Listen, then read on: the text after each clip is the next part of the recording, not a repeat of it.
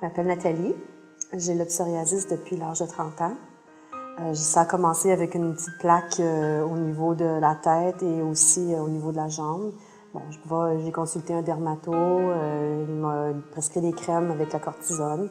Et ensuite, plus que je vieillissais, plus que la maladie prenait de l'ampleur et j'en avais partout sur les jambes, les bras. Et ma fille, elle a été opérée à l'âge de 5 ans à opération cœur ouvert. Là, c'était épouvantable. J'en avais à grandeur jusqu'au sang. Et ensuite, j'ai consulté un autre dermato et eux autres, ils m'ont prescrit un genre d'onguent fait à la pharmacie qui sentait le goudron au bout. Et ensuite, en 2000, j'ai commencé la photothérapie et j'ai rencontré le Dr Marinier avec ça et j'ai continué beaucoup la photothérapie. Ensuite, elle m'a prescrit du méthotrexate. Et ensuite, j'ai commencé les biologiques parce que ça s'était rendu arthritique avec ça aussi. Donc, j'ai commencé dans les environs, dans les années 2004. Ça faisait déjà peut-être 7-8 ans que j'avais du psoriasis au niveau de la peau, que là, ça a commencé à atteindre mes articulations. Ça pouvait être un doigt, ça pouvait être un orteil, ça pouvait être un genou. Un matin, je me levais, ça pouvait être les coudes.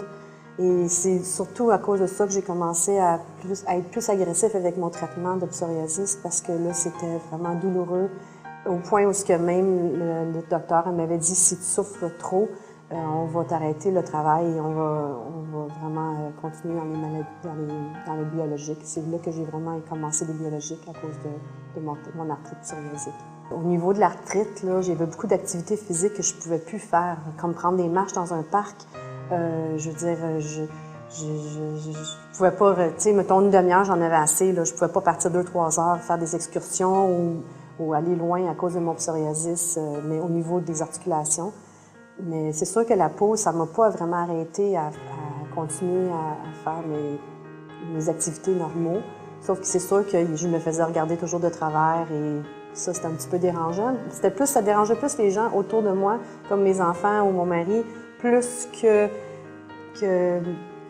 moi-même. Parce que moi, on dirait que j'avais comme mis ça à part. J'essaie de pas concentrer là-dessus, les commentaires des autres gens autour de moi. Je me disais, ben je suis comme ça, puis c'est pas plus pire qu'un autre handicap. Il faut vivre avec ce qu'on a. Il faut toujours persévérer, il faut jamais arrêter le traitement. Si on n'est pas satisfait, toujours consulter, changer de dermato. Faut vraiment pas lâcher prise. Il faut toujours continuer à chercher le meilleur traitement et de l'aide. Il y a plein de programmes qui existent. Il y a l'Internet qui peut te donner un coup de main pour essayer de trouver des traitements ou au moins s'éduquer les différents traitements qu'il y a sur le marché. Puis il ne faut surtout pas baisser les bras puis laisser la maladie prendre le dessus. Ça, c'est sûr.